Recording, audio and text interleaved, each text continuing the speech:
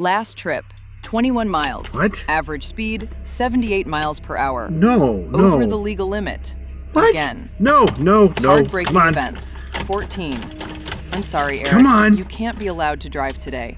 Ah. What we need is a heavy dose of AI, automotive intelligence. We need the ability to read a spark plug and catch a miss by ear and understand what the car is telling us before it throws a light on the dashboard. Everyone's arguing that right to repair is a wrenching problem. It's not. It's a surveillance problem that looks like a toolbox. I've spent years chasing weird problems and electrical ghosts in old cars. Bad grounds, corroded wires, loose connections, voltage drops that make absolutely no sense. Until you find the one wire or connector that nobody's checked. That's the job.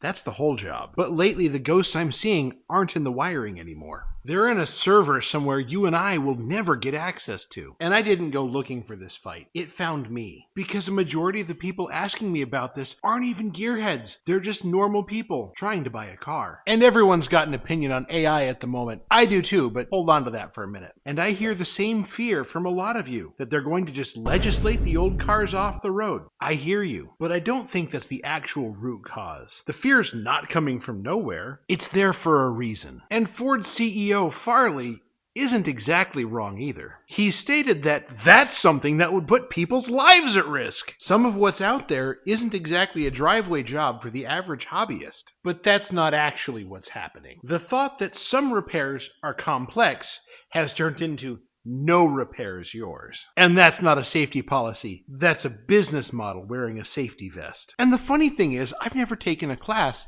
to set points on the 56 olds.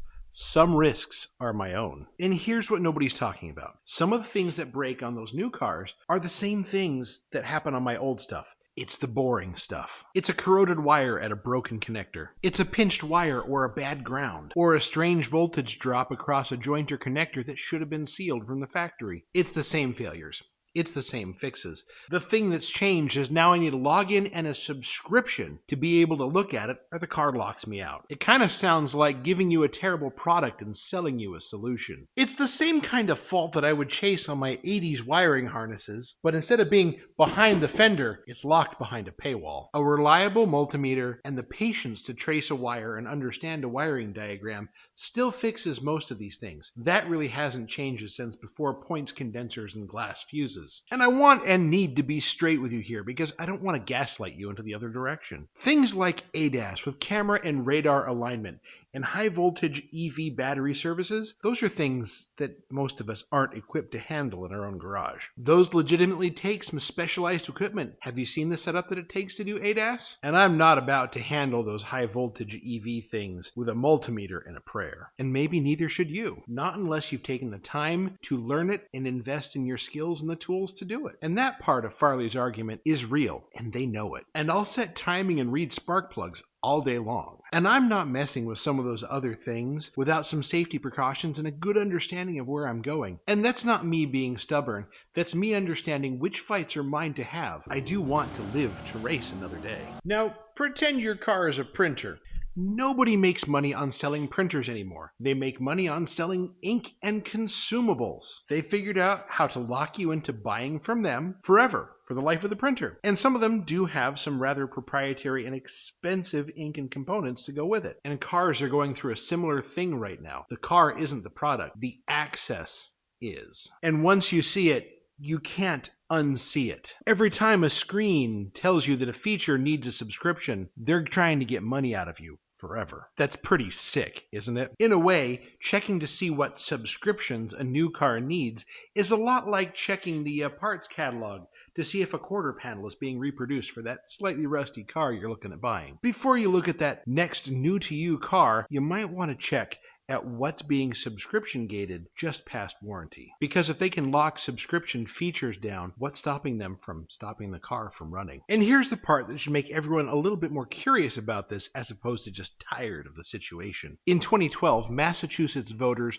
forced automakers to open up the diagnostic software to independent shops. And 2 years later, automakers opened up the software because losing in one state was a lot cheaper than losing in 50. And in 2015, the Copyright Office had to rule that diagnosing your own car was not a federal crime. And let's not forget, about that same time, VW was cheating emissions. When you'd plug in the software, it worked like it was supposed to, and when you unplugged it, it was back to its dirty self. So that same secrecy that's supposed to stop you allows other things to go on for a lot longer than expected too. And if we don't learn this, again, we're going to be fighting the same battles again. Also, is it wrong to want one of those cheating V-dubs that didn't get fixed under recall?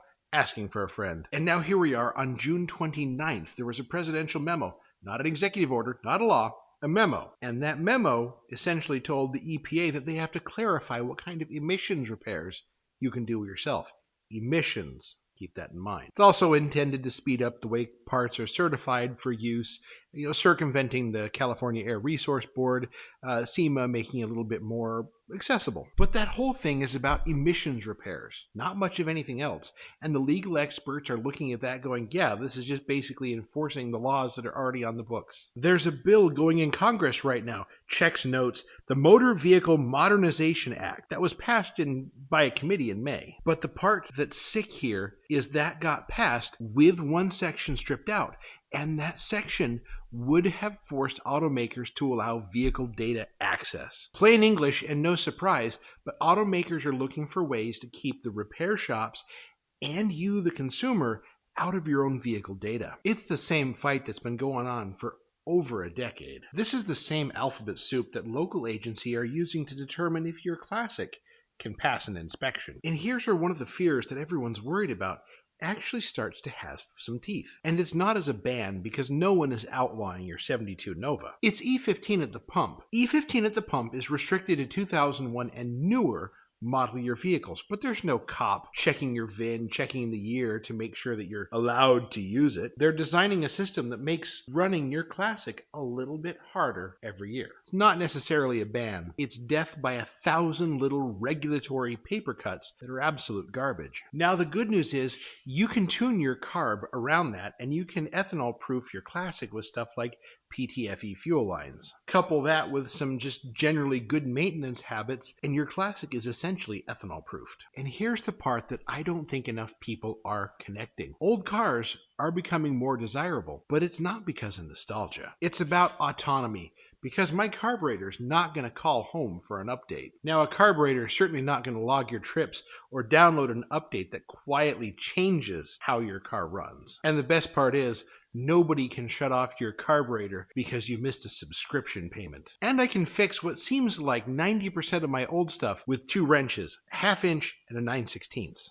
And I'm not afraid to fix some of my emissions equipment with a Sawzall and a welder. And honestly, I think ADAS was kind of the on-ramp to this whole thing, with adaptive cruise control and lane keep assist. Many said yes because it was convenient. And now, once people are used to the car making some of these decisions for them, the next step is a much easier ask. And then automakers just need access to make sure it's working correctly, right? I've half joked that ADAS was the gateway drug to what's coming in the 2027 model year. I only half joked. The newest thing in my garage is over 40 years old, and the worst that can happen is it leaves you stranded on the side of the road, which really won't happen when you take the time to fix it right. But this new stuff, it can also leave you stranded, but for a lot different reasons. And those are reasons that we're not allowed to know why. And now I'm not telling you to go buy that 72 Nova you got your eye on, or even that Monte Carlo Aero Coupe, because let's face it, that would still be pretty cool. I'm telling you to ask the question before you buy the next one. What am I allowed to know about this vehicle? And if you can't modify it, build parts for it,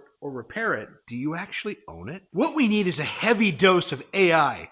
Automotive intelligence, not a chip, not a subscription. We need the ability to read a spark plug and catch a miss by ear. We need to know what the car is telling us before it throws a light on the dashboard, provided if it still even works. We also need to know so that way we don't need a computer that requires a secret handshake and an expensive subscription to interpret what's going on. These old cars talk. They always have. They speak volumes. They just need someone willing to listen. And that's the whole thing. Mechanical honesty isn't just about the parts. It's understanding what you're driving.